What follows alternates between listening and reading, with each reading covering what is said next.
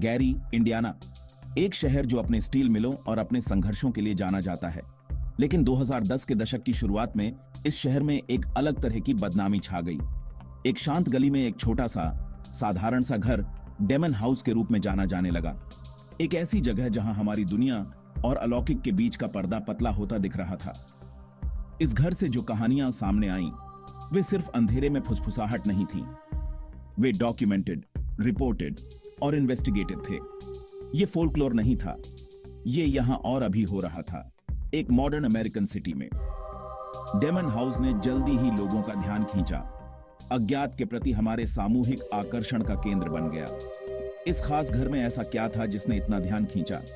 क्या ये reported paranormal activity की तीव्रता थी, या ये तरीका था कि ये घटनाएं आम लोगों के रोजमर्रा के जीवन से कैसे जुड़ी हुई लगती थीं? कारण जो भी हो, गैरी, इंडियाना का डेमन हाउस उन चीजों के बारे में एक आधुनिक दृष्टांत बन गया जिन्हें हम समझा नहीं सकते। घर खुद अनरिमार्केबल था, एक सिंगल फैमिली होम, नेबरहुड के किसी भी घर जैसा, लेकिन इसके सांसारिक फसाड के पीछे कुछ भयावह छिपा हुआ लग रहा था। जैसे ही अजीब घटनाओं की खबरें सामने आने लगीं, घर की बदनामी होने लगी। लोग इसके बारे में धीमी आवाज में फुसफुसाते थे, उनके स्वर में डर समा जाता था। डेमन हाउस अब सिर्फ एक घर नहीं था, ये एक प्रतीक था, हमारे सबसे गहरे डर की अभिव्यक्ति। ये दुनिया के किसी दूर दराज, भूले बिसरे कोने में कोई हॉन्टेड हाउस नहीं था, ये गैरी, इंडियाना में था, एक परिचित और रिलेटेबल जगह। डेमन हाउस ने एक तरह से पैरानॉर्मल को हमारे दरवाजे पर ला दिया। ये हमें इस संभावना का सामना करने के लिए मजबूर करता है कि रात में जो चीजें बम करती हैं, वे हमारे सेंगाग से ज्यादा करीब हो सकती हैं। डेमन हाउस से जो कहानियां सामने आईं, वे बुरे सपने जैसी थीं। रहने वालों ने बताया कि चीजें अपने आप हिलती थीं, फर्नीचर पलट जाते थे और डिसएम्बॉडीड वॉइसेस हॉल में गूंजते थे। ऐसा लगता था कि घर का अपना एक जीवन है, इसकी सतह के नीचे एक मैलेवोलेंट एंटिटी छिपी हुई है। ये आइसोलेटेड इंसिडेंट्स नहीं थे, बल्कि पैरानॉर्मल एक्टिविटी का एक निरंतर हमला था जिसने रहने वालों को डरा दिया था। सबसे भयावह घटनाओं में से एक थी घर में रहने वाले एक युवा लड़के का एलिजिड डिमोनिक पोजेशन। उसकी मां ने बताया कि उसने अपने बेटे को हवा में उठते, दीवारों पर चलते और टंग्स में बोलते हुए देखा। उसने दावा किया कि लड़के की आंखें पूरी तरह से काली हो जाती थीं, किसी भी मानवीय भावना से रहित। ये घटनाएं इतनी परेशान करने वाली थीं कि लोकल अथॉरिटीज को इसकी सूचना दी गई, जिन्होंने खुद को इन घटनाओं को समझाने में असमर्थ पाया। पुलिस, जो टैंजिबल थ्रेट से निपटने की आदी थी, डेमन हाउस में जो कुछ हुआ उसके लिए तैयार नहीं थी। ऑफिसर्स ने अनईजी महसूस करने की सूचना दी, जैसे कि कोई अनसीन फोर्स उन्हें देख रही हो। कुछ ने तो यह भी दावा किया कि उन्होंने वस्तुओं को अपने आप हिलते हुए देखा। उनके संदेह को अविश्वास की एक भयावह भावना ने बदल दिया। घर तर्क को चुनौती देता हुआ प्रतीत होता था, दुनिया के बारे में उनकी समझ को चुनौती देता था। यहां तक कि चर्च, विश्वास और तर्क का जिया राज डेमन हाउस के रहस्य में खींच लिया गया। घर जाने वाले प्रीस्ट्स ने बुराई की एक जबरदस्त भावना महसूस करने की सूचना दी, एक पैल्पेबल डार्कनेस जो दीवारों से चिपकी हुई प्रतीत होती थी। उन्होंने एक्सोर्सिज्म्स किए, डिमोनिक प्रेजेंस के घर को साफ करने का प्रयास किया, लेकिन पैरानॉर्मल एक्टिविटी बनी रही। ऐसा लगता था कि डेमन हाउस सबसे पवित्र रिचुअल्स के लिए भी अभेद्य था, जैसे कि यह किसी दूसरे दायरे का एक जरिया हो, एक ऐसी जगह जहां हमारी दुनिया के नियम लागू नहीं होते थे। डेमन हाउस में रहने वाले लोग और जिन्होंने इसके रहस्यों की जांच की, वे हमेशा के लिए अपने अनुभवों से बदल गए। उन्होंने जो देखा था उसका बोझ अपने साथ रखा।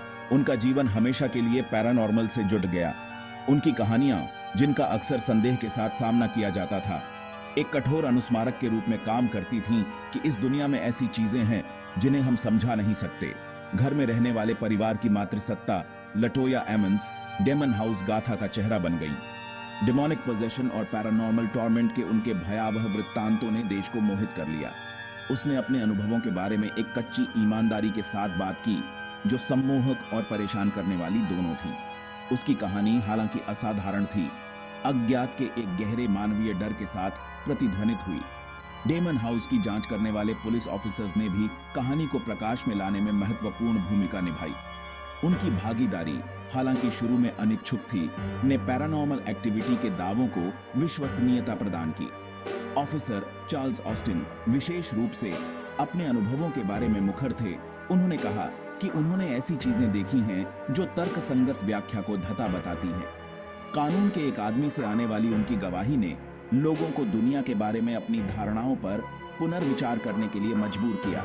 फादर माइकल मैगिनॉर्थ, एक कैथोलिक प्रीस्ट जिन्होंने डेमन हाउस में एक्सोर्सिज्म्स किए, ने घटनाओं पर एक स्पिरिचुअल पर्सपेक्टिव प्रदान किया। उन्होंने घर को अच्छाई और बुराई के बीच एक युद्ध के मैदान के रूप में वर्णित किया, एक ऐसी जगह जहां डिमोनिक फोर्सेस का बोलबाला था। धार्मिक सिद्धांत में डूबे उनके कथन ने पहले से ही रहस्यमय घटनाओं में जटिलता की एक और परत जोड़ दी। चर्च की भागीदारी अपने प्राचीन रिचुअल्स और मान्यताओं के साथ पारंपरिक डरावनी कथाओं और आधुनिक समय की भूतिया कहानियों के बीच एक सेतु का काम करती है। गैरी, इंडियाना में डेमन हाउस की कहानी आज भी लोगों को मोहित और भयभीत करती है। ये एक आधुनिक भूतिया कहानी बन गई है, उन चीजों के बारे में एक कॉशनरी टेल जो परछाई में छिपी रहती हैं। 2016 में घर को ही ढा दिया गया था, लेकिन इसकी विरासत बनी हुई है, डॉक्यूमेंट्रीज, किताबों और अनगिनत ऑनलाइन डिस्कशन से प्रेरित। डेमन हाउस एक अनुस्मारक के रूप में कार्य करता है कि वास्तविकता और अलौकिक के बीच की रेखा अक्सर धुंधली होती है। डेमन हाउस की कहानी ने अज्ञात के एक आदिम डर को जन्म दिया, एक ऐसा डर जो मानवता जितना ही पुराना है। इसने एक ऐसी दुनिया में एक झलक प्रदान की जहां तर्क और कारण का कोई बोलबाला नहीं है, एक ऐसी दुनिया जहां असंभव संभव हो जाता है। कहानी की प्रति रेजोनेंस इस बात में निहित है कि ये हमें अपनी खुद की मान्यताओं पर सवाल उठाने के लिए, इस संभावना का सामना करने के लिए मजबूर करती है कि हमारी समझ से परे ताकते हैं। डेमन हाउस आधुनिक युग में भूतिया कहानियों को कैसे देखते हैं, इसमें बदलाव का भी प्रतिनिधित्व करता है। कहानी फोल्कलोर या फुसफुसाते किस्सों तक ही सीमित नहीं थी। ये पब्लिक स्फीयर में डॉक्यूमेंटेड, इन्वेस्टिगेटेड और डिबेटेड की गई थी। कानून प्रवर्तन और चर्च की भागीदारी ने कहानी को और अधिक वैध बना दिया, विश्वास और सबूतों के बीच की रेखाओं को धुंधला कर दिया। डेमन हाउस ने एक तरह से हमें पैरानॉर्मल का सामना करने के लिए मजबूर किया, जो परेशान करने वाला और निर्विवाद दोनों था। डेमन हाउस हालांकि शारीरिक रूप से चला गया है, हमारी सामूहिक कल्पना को परेशान करता रहता है। ये एक अनुस्मारक के रूप में कार्य करता है कि दुनिया एक रहस्यमय जगह है, रहस्यों से भरी हुई है, जिसे हम शायद कभी पूरी तरह से समझ नहीं पाएंगे। कहानी की स्थायी शक्ति हमारे सबसे गहरे डर को जन्म देने की क्षमता में निहित है।